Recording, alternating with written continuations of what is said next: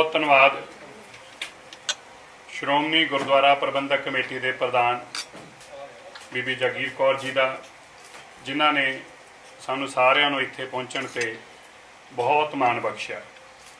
मैं दिल दियां गहराइयां चों धन्यवाद करदा हां सारी उस संगत का, देश विदेश के अंदर वसदी संगत का, दिल्ली की विशेष तौर पर संगत का, जिन्हां ने साडे ते एडी कृपा की, तरस खादा।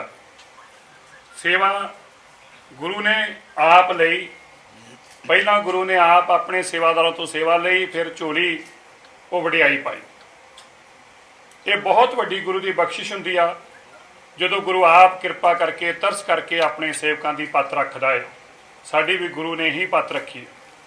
मैं ये जरूर कहना चाहना, सारियां ताकतां एक पासे सी, जदों सामने देखते सी तो पहाड़ लगता सी, पहाड़ दे नाल लड़ाई लड़ रही सी। पहाड़ दे नाल सरकार भावें केंद्र की होवे, सरकार भावें दिल्ली की होवे, पार्टियां सारियां होण, कोई जागो सी, कोई नकले अकाली दल सी, कोई सुत्ते सी, कोई जागदे, सारे ही इकट्ठे होके टीचा एक सी कि पंथ की जिहड़ी जमात आ श्रोमणी अकाली दल, इसनूं ढा लाया जाए ते कुछ भी किया जाए। अंदरों सारे एक पार्टियां एक, मैं बीबी जी नूं दसना चाहुंदा और मीडिया नूं दसना चाहुंदा, तुसीं अज तक सप दी ते न्योले की दोस्ती नहीं देखी होगी, पर इस इलैक्शन अंदर सप ते न्योले इकट्ठे इक्को टेबलां ते बैठे सीगे।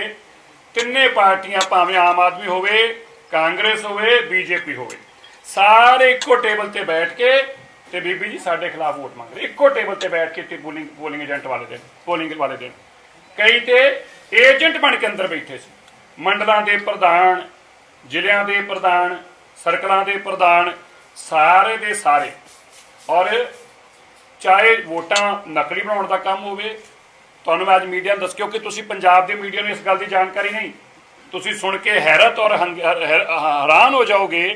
कभी अज तक देश की कोई ऐसी इलैक्शन नहीं हुई जिहदे अंदर 25-25, 30-30% वोटां रिजैक्ट कीतियां गईयां होण।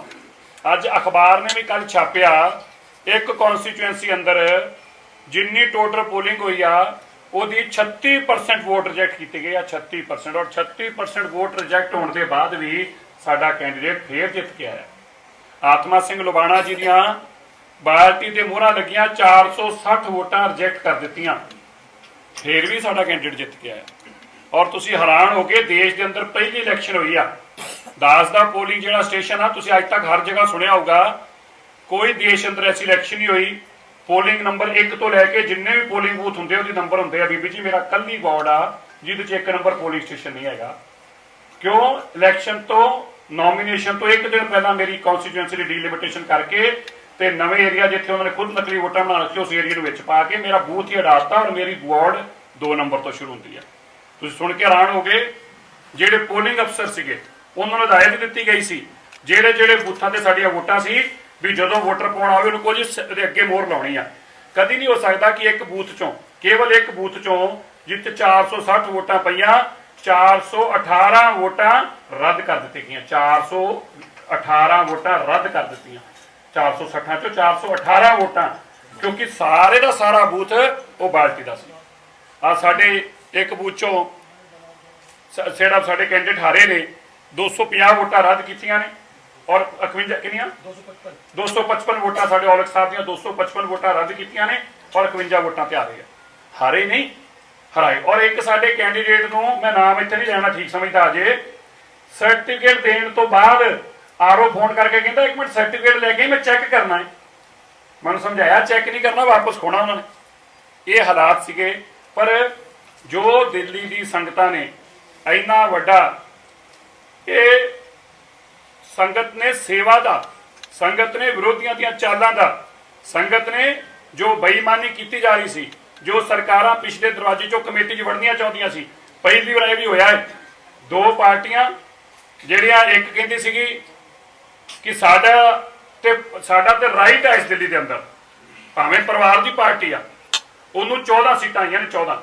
अज बड़े दर्जे मारते हैं हुण जी, सानूं हो गया वोटां पातियां 46 चों 14, 1/3 भी नहीं बनदियां, 16 1/3 बनदियां ने, 46 चों 14 आईयां ने।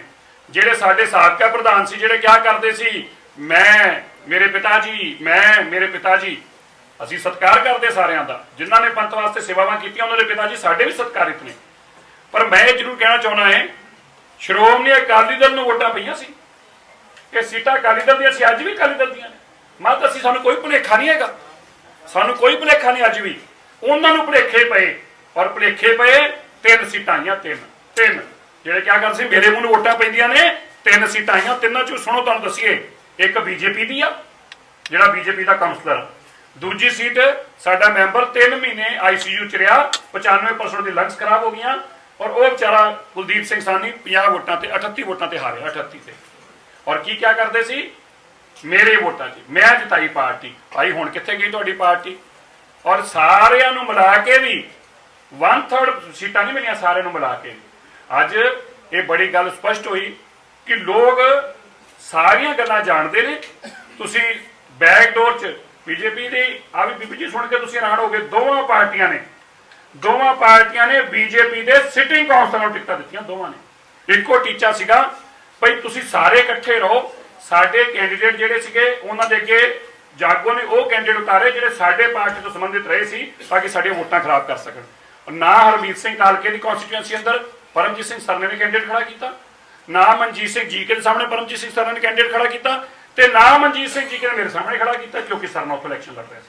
ਅੰਦਰੋਂ ਇਕੱਠੇ ਸੀ। ਔਰ ਮੈਂ ਪੰਜਾਬ ਦੇ ਮੀਡੀਆ ਨੂੰ ਖਾਸ ਤੌਰ ਤੇ ਅੱਜ ਕਹਿਣਾ ਚਾਹੁੰਦਾ ਸਰਦਾਰ ਸੁਖਦੇਵ ਸਿੰਘ ਜੀ ਢੀਂਡਸਾ ਸਾਹਿਬ ਸਾਡੇ ਸਤਿਕਾਰਿਤ ਨੇ, ਪਰ ਅੱਜ ਦਿੱਲੀ ਦੇ ਲੋਕਾਂ ਨੇ ਔਰ ਪੰਜਾਬ ਦੇ ਔਰ ਦੇਸ਼ ਦੇ ਲੋਕਾਂ ਨੇ ਉਹਨਾਂ ਨੂੰ ਆਈਨਾ ਦਿਖਾਇਆ। ਆਈਨਾ ਇੱਥੋਂ ਜਾਂਦੇ ਸੀ 46 ਸੀਟਾਂ ਤੇ, ਕਦੀ ਅਮਿਤ ਸ਼ਾਹ ਦੇ ਘਰ ਮੀਟਿੰਗ ਕਰਦੇ ਸੀ, ਕਦੀ ਮੈਂ ਨਾਮ ਲੈ ਕੇ ਦੱਸ ਰਿਹਾ, ਕਦੀ ਨੱਡਾ ਸਾਹਿਬ ਦੇ ਘਰ ਮੀਟਿੰਗ ਕਰਦੇ ਸੀ ਔਰ ਬੀਜੇਪੀ ਦੇ ਪ੍ਰਧਾਨ ਮਨਜੀਤ ਸਿੰਘ ਜੀਕੇ ਦੇ ਪਟੇਲ ਨਗਰ ਦਫ਼ਤਰ ਦੇ ਅੰਦਰ ਬੀਜੇਪੀ ਦੇ ਕੀ ਕਹਿੰਦੇ ਨੇ ਉਹਨੂੰ ਜਿਹੜਾ ਨਹੀਂ ਅਦੇ ਜੋ ਜਿਹੜਾ ਹੁੰਦਾ ਹੈ ਜ਼ਿਲ੍ਹਾ ਨਹੀਂ ਜਿਹੜਾ ਇਹਨਾਂ ਪਰ ਸਕੱਤਰ ਹੁੰਦਾ ਹੈ ਮੰਡਲ ਸਕੱਤਰ ਮਹਾਮੰਤਰੀ ਸੰਗਠਨ ਮੰਤਰੀ ਨਾਲ ਆਰਪੀ ਸਿੰਘ ਕਮੇਟੀ ਬਣਾਈ ਗਈ ਬਕਾਇਦਾ 46 ਵਾਰਡਾਂ ਦੇ ਉੱਤੇ ਬੀਜੇਪੀ ਵੱਲੋਂ ਕਮੇਟੀ ਬਣਾ ਕੇ ਇੱਕ ਆਪਣਾ ਬੰਦਾ ਲਗਾਇਆ ਗਿਆ, ਪ੍ਰਭਾਰੀ ਬਣਾਏ ਗਏ।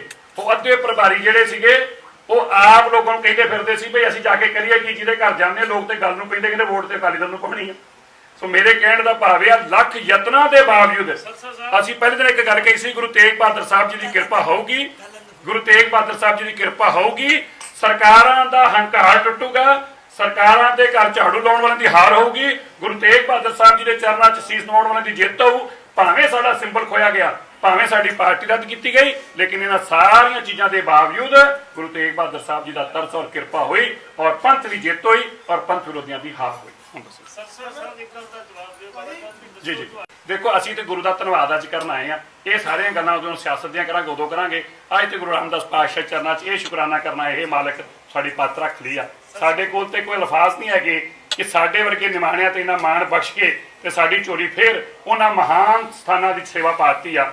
ਮੈਂ ਤੇ ਇਸ ਕਰਕੇ ਧੰਨਵਾਦ ਹੀ ਕਰਨਾ ਹੈ। ਬਾਕੀ ਸਿਆਸੀ ਗੱਲਾਂ ਤੇ ਫਿਰ ਕਿਸ ਟਾਈਮ ਕਰਾਂਗੇ। ਸਰ ਸਾਹਿਬ ਤੁਹਾਡੀ ਪੂਰੀ ਇਲੈਕਸ਼ਨ ਦੇ ਵਿੱਚ ਜਿਹੜੇ ਵੱਡੇ ਲੀਡਰ ਸੀ ਸਰਦਾਰ ਸੁਖਬੀਰ ਸਿੰਘ ਬਾਦਲ, ਤੁਹਾਡੇ ਬੀਪੀਜੀ ਲੀਡਰ ਨੇ, ਬੜੇ ਵੱਡੇ ਹੋਰ ਲੀਡਰ ਬੈਠੇ ਨੇ, ਉਹ ਕੰਪਨੀ ਕੰਪੇਨ ਚ ਗਏ ਤੁਹਾਡੀ ਤੇ ਦੇ ਵਿੱਚ ਇਸ ਤਰ੍ਹਾਂ ਬੋਲੋ। ਪਿਛਲੀ ਵਾਰ ਤੁਸੀਂ ਕਿਹਾ ਸੀ ਕਿ ਜੇ ਸਾਨੂੰ ਆਉਣਗੀਆਂ 40 ਤੋਂ 45 ਸੀਟਾਂ ਜਿੱਤਾਂਗੇ, ਉਹ ਸੱਚੀ ਗੱਲ ਹੋ ਗਈ, ਪਰ 45 ਜਿੱਤ ਗਏ।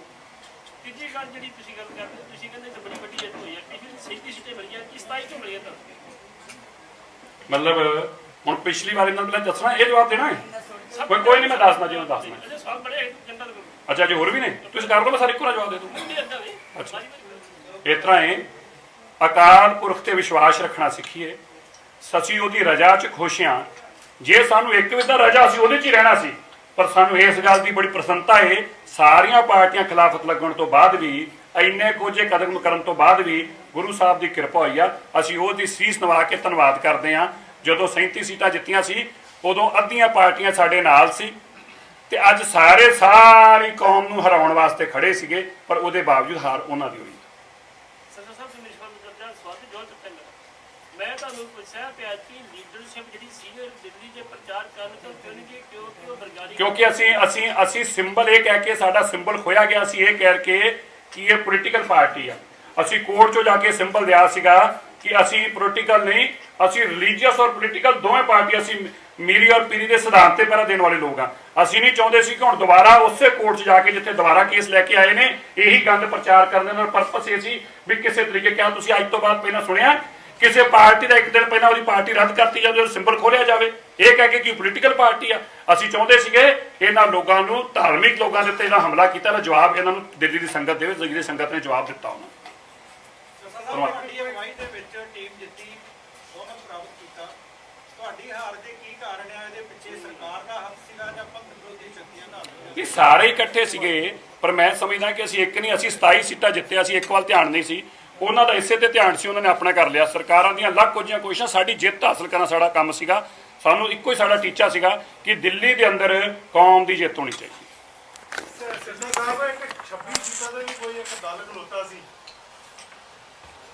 ਉਹ ਪੰਥ ਦਾ ਉਹ ਜਿਹੜੇ ਪੰਥ ਦੇ ਠੇਕੇਦਾਰ ਸੀ ਲੋਕਾਂ ਦੱਸ ਦਿੱਤਾ ਬਈ ਤੁਸੀਂ, ਤੁਹਾਡਾ ਕੰਮ ਸਿਰਫ ਪੈਸੇ ਇਕੱਠੇ ਕਰਨਾ ਹੁੰਦਾ, ਇਲੈਕਸ਼ਨ ਖਤਮ ਹੋ ਗਈ ਹੈ, ਇਕੱਠੇ ਕਰ ਲਿਓ, ਹੁਣ ਜਾਓ ਕਰ ਵਾਪਸ। ਸਰ ਸਾਹਿਬ ਵਾਲਾ ਪ੍ਰਧਾਨ ਤੌਲੀਆ ਪਰਾਂ ਕਰ ਲਓ।